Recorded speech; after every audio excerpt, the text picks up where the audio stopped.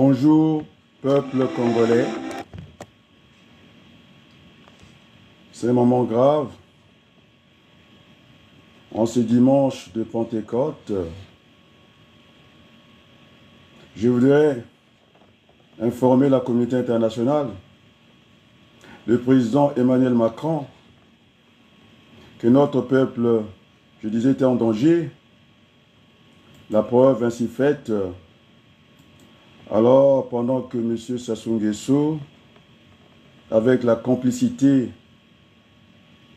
du président directeur général de Total Fina, qu'on a vu à Kigali, l'Azerbaïdjan, ses ventes d'armes entre eux et Kigali, les Congolais ont été réveillés par des tirs de but venant de Congo-Kinshasa, l'autre Congo, la résidence du président Vital Kamerhe a été attaqué, 2 policiers ont été tués. En mesure de représailles, le peuple congolais du Sud, une fois de plus, les obus sont tombés à Brazzaville, dans la rue Alexandrie. Alors, j'étais en cellule de veille. J'ai pris l'information tout de suite de vérifier dans les quartiers Bakongo. L'information est confirmée. Et il y a le peuple qui n'est pas au courant.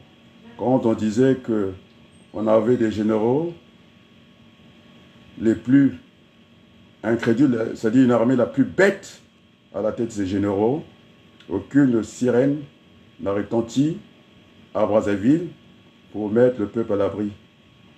Voilà ce que je disais, cette cellule de veille. Après, qu'est-ce qu'on fait? Il n'y a pas eu de marche au Congo, et donc il n'y avait aucune raison. Cette armée que je disais, au lieu d'être en face de nos protagonistes, depuis toujours entre le Congo-Brazzaville et le Congo-Kinshasa, j'avais dit qu'il fallait affranchir Berlin. Nous sommes un seul peuple. Et quand on s'attaque au Congo-Kinshasa, on s'attaque au Congo-Brazzaville, et bien voilà, ces relations de Denis Sassou Nguesso à Oyo en train de festoyer. Toute l'armée est avec M. Denis Sassou Nguesso, sans compter les supplétifs rwandais. Alors, ça résonnait à Bakongo. Aucune sirène n'a été retentie. Et je viens de vérifier à Bakongo. Beaucoup de gens à Bakongo ne sont pas au courant. Et donc, j'ai pris l'information auprès de Sita, comment on l'appelle, cette journaliste de Kinshasa. J'allais lire l'information parce que j'ai eu l'information. Rachel Kisita, effectivement, il y a eu l'attaque. On a vu des gens en armes à Kinshasa. Voulant faire un coup d'État, c'est pas d'où ça vient. Ça parlait en lingala, après c'est en anglais. Et donc la situation est tendue. Et donc la communauté internationale est avertie. Et je dis solennellement à M. Patrick Pouyanné, je l'avais averti, ces mélanges du pétrole et des armes, il en prendra toute l'entière responsabilité. Nous ne frapperons pas des arbres au Congo. Et j'invite le peuple congolais de faire pression à la multinationale Total Énergie qu'ils étaient les bienvenus au Congo. Nous avons une longue histoire avec la France. Alors, le peuple congolais francophile ceux que vous soutenez de Kigali, ils sont devenus anglophones. Et cette partie que le ministre professeur Debré avait dit qu'il faut par tous les moyens imploser ce grand pays continent.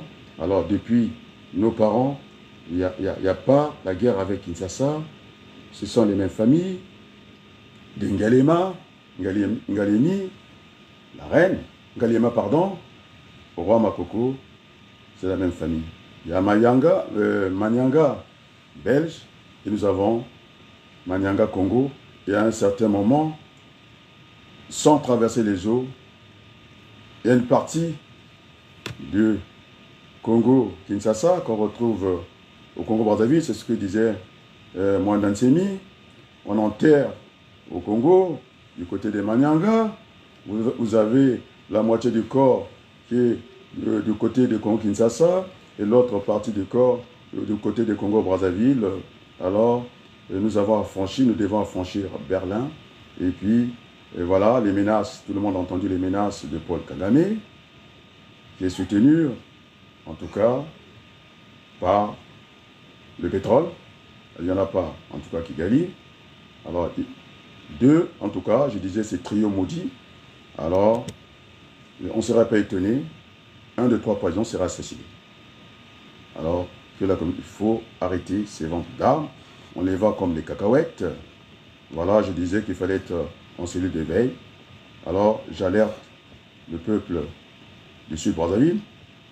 J'alerte le peuple du Nord. En entendant, pour l'instant, les obus sont flambés. Je donne la précision dans la rue Alexandrie, à Bakongo. Alors, peuple congolais, il faut réduire vos déplacements. Faites attention. Vous avez une armée pourrie, incapable de faire résonner une sirène pour alerter le peuple qui se met à l'abri. Alors, je demande au président Emmanuel Macron de prendre toutes ses responsabilités, alors d'appeler au calme.